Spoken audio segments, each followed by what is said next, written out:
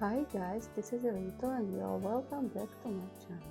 Sometimes when I see something at a store, I just know what fairy house I could have made of it.